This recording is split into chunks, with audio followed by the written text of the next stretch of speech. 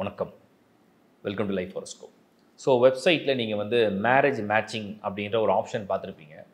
இந்த மேரேஜ் மேட்சிங்கை எப்படி அப்சர்வ் பண்ணி எப்படி ப்ரிடிக்ட் பண்ணுறோம்? ஏன்னா நீங்கள் கேள்விப்பட்ட வரைக்கும் என்ன இருக்குன்னா 10க்கு எத்தனை பொருத்தம், 10க்கு 4, 10க்கு 6 பொருத்தம், 10க்கு 8 பொருத்தம் சொல்லிட்டாங்க. 3 ஆஸ்ட்ராலஜரை கன்சல்ட் பண்ணோம்.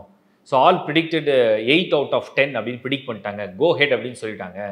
ஒருத்தருக்கு குரு பலனா கூட ஒருத்தர் குரு பலன் இருக்குன்னு ப்ரிடிக்ட் பண்ணிட்டாங்க அப்படின்னு சொல்லி ஒரு ஒப்பீனியனுக்காக நீங்கள் ஒரு சைட்டில் அப்ளை பண்ணுவீங்க. But I give some clarity. நீங்கள் என்ன அடிப்படையில் புரிஞ்சுக்கணும்னா, பொருத்தம், திருமண பொருத்தம் என்பது அதாவது மனமும் பொருந்தணும், அந்த நட்சத்திரங்களும் பொருந்தணும், அந்த ஜாதகமும் பொருந்தணும், அந்த விதியும் பொருந்தணும், அந்த திசையும் பொருந்தணும். அப்போ தான் அந்த வாழ்க்கை இனிக்கும். ஏன்னா மனிதனுக்கு வந்து 5 விதமான பொருத்தங்கள் இருக்குது. நமக்கு வந்து 5 புலன்கள் இருக்கிற மாதிரி தான். சரீர பொருத்தம், அதாவது வசிய பொருத்தம்னு சொல்கிறோம் இல்லையா, சரீர பொருத்தம், அட்ராக்ஷன், சென்ஸு, நாலேஜ், டேஸ்ட்டு, புரியுதுங்களா? ஸோ அப்படி வந்து ஒவ்வொன்றும் ஒவ்வொரு விதமாக பொருந்தணும். அப்படி எதுவுமே பொருந்தலைன்னா சரி வராது. மெயினாக நாலேஜ்லாம் நல்லா பொருந்தணும். சரி, ரைட். இப்போ விஷயத்துக்கு வந்துடுறேன். ஒரு பெண்ணின் ஜாதகத்துடைய நட்சத்திரமோ ஆணின் ஜாதக நட்சத்திரமோ மினிமம் 7 நட்சத்திரம் தள்ளி இருந்தால் அது பொருத்தம். 13 நட்சத்திரங்களில் தள்ளி இருந்தால் ரொம்ப நல்ல பொருத்தம். பெண்ணிலேருந்து தான் கவுண்ட்டு. ஸோ கேர்ள் சார்ட்லேருந்து தான் கவுண்ட்டு. பெண்ணுக்கு இந்த கேர்ள் ஹாரோஸ்கோப்பில் உள்ள ஸ்டார்லேருந்து 7 ஸ்டார்ஸ் ஆர் 13 ஸ்டார்ஸ் தள்ளி மேலுடைய ஸ்டார் வந்துச்சுன்னா ஃபேவரபிள். அடுத்தது ரஜ்ஜு பொருத்தம் இருக்கான்னு பார்க்கணும். ரஜ்ஜு, there are 5 type of rajju. Zero ரஜ்ஜு, தலை ரஜ்ஜு இருக்குது, ஹெட் ரஜ்ஜுன்னு சொல்கிறோம், நெக் ரஜ்ஜு, ஸ்டமக் ரஜ்ஜு அதாவது மிட் ரஜ்ஜுன்னு சொல்லுவாங்க, டை ரஜ்ஜு, தொட ரஜ்ஜு, பாத ரஜ்ஜு, ஃபுட் ரஜ்ஜு. இந்த ரஜ்ஜு மேட்சிங்கில் கரெக்டாக வந்துடக்கூடாது. ரஜ்ஜு மேட்சிங் இல்லாமல் போயிடக்கூடாது. ஏன்னா ரஜ்ஜு மேட்சிங் எல்லாம் வேதா பொருத்தமும் டிஸ்கனெக்ட் ஆகும். ஸோ அதை நீங்கள் பார்த்துங்க.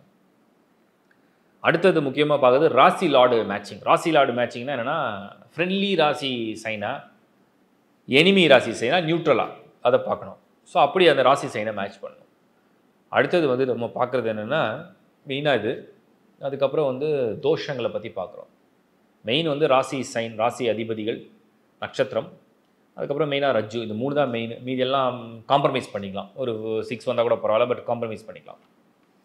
அடுத்து ஆரோஸ்கோப் மேட்சிங்னு ஒன்று இருக்குது. அந்த ஆரோஸ்கோப் மேட்சிங்னா என்னென்னா, ராகு கேது தோஷம் உள்ள ஆரோஸ்கோப், ராகு கேது தோஷம் இல்லாத ஆரோஸ்கோப்பை கல்யாணம் பண்ணும்போது ஒருத்தருக்கு சாட்டிஸ்ஃபேக்ஷன் கொடுக்கும், ஒருத்தருக்கு கொடுக்காது. குஜா தோஷம், செவ்வாய் தோஷம் உள்ள ஆரோஸ்கோப், செவ்வாய் தோஷம் இல்லாத ஆரோஸ்கோப் கல்யாணம் பண்ணும்போதும் அது பிரச்சனை பண்ணும். அதே மாதிரி நல்லிஃபைடு மார்ஸான்னு பார்க்கணும். நல்லிஃபைடுனா செவ்வாய் தோஷம் நிவர்த்தியான ஜாதகமா அப்படின்னு பார்த்து வெரிஃபை பண்ணணும். அப்புறம் சனி தோஷம், 7th ஹவுஸில் சனி ஏதாவது பொசிஷன் ஆயிருக்கான்னு பார்க்கணும், வெரிஃபை பண்ணணும். அப்புறம் 7th ஹவுஸ் எப்படி இருக்குன்னு பார்க்கணும். மெயினாக 7th ஹவுஸ் தான் மெயின். 7 and 8 தான் மெயின் ஹவுசஸ். செகண்ட் ஹவுஸ் அடுத்து. Second house for family. இந்த ஃபேமிலி ஹவுஸில் ராகு இருக்கா, செவ்வாய் இருக்கா, சனி இருக்கா, குரு இருக்கா, யார் இருக்கா, சுக்கிரன் இருக்கலாம், சந்திரன் இருக்கலாம், சூரியன் கூட வரக்கூடாது.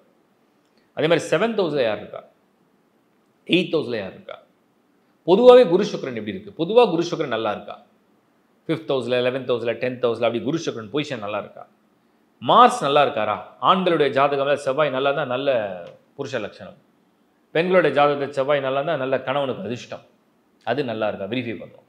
ராகுக்கு எதுனா ட்ரபிள் பண்ணுற மாதிரி இருக்கா? 5th ஹவுஸ் எப்படி இருக்குது, இதை அப்சர்வ் பண்ணணும். அதுக்கப்புறம் தசா புக்தி ஒரே மாதிரி தசா சந்தி வருதா? தசா சந்தி மீன்ஸ் சேம் தசா. சனி தசா, சனி தசா, சூரிய தசா, சூரிய தசா, ராகு தசா, ராகு தசா, கேது வாசஸ் கேது, குரு வாசஸ் குரு.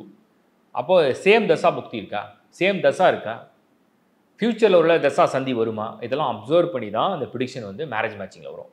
அந்த மாதிரி ஸ்கோரில் 60+ வந்துடுச்சுன்னா, லைக் ஸ்டார் மேட்சிங், ராசி மேட்சிங், ராசி லார்ட் மேட்சிங், யோனி, அதுக்கப்புறம் ஸ்ரீதீர்கா, வேதா, அதுக்கப்புறம் மாங்கல்யா, இதெல்லாம் வந்து மேட்சிங் வந்துடுச்சுன்னா ஸ்கோர் வந்திருக்குன்னு அர்த்தம்.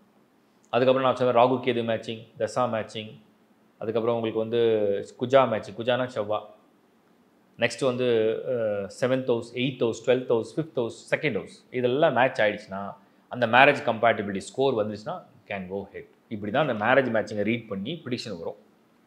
ஸோ இதை பேஸ் பண்ணி you can have an idea. சில பேர் சொல்லுவீங்க லவ் மேரேஜாக இருக்கே, இதுக்கு நாங்கள்லாம் அவ்வளோ பார்க்கணுமா அப்படின்னு ஒரு டவுட் இருக்கும். எந்த மேரேஜாக இருந்தாலும் மேரேஜ் அவ்வளோதான். கல்யாணம் ஆகிடுச்சுன்னா லவ்வாக இருந்தாலும் சரி, லவ் இல்லைனாலும் சரி, கல்யாணம் ஆகிடுச்சு. அதுக்கப்புறம் வாழ்க்கை எப்படி போகும், பொருந்துடுச்சுன்னா ஸ்கோர் அப்படியே பில்ட் பண்ணி டெவலப் பண்ணி போயிடும். பொருந்துடுனா அதுக்குள்ள பிரச்சனைகளை ஃபேஸ் பண்ணி கொண்டு போகும். அவ்வளோதான் விஷயம்.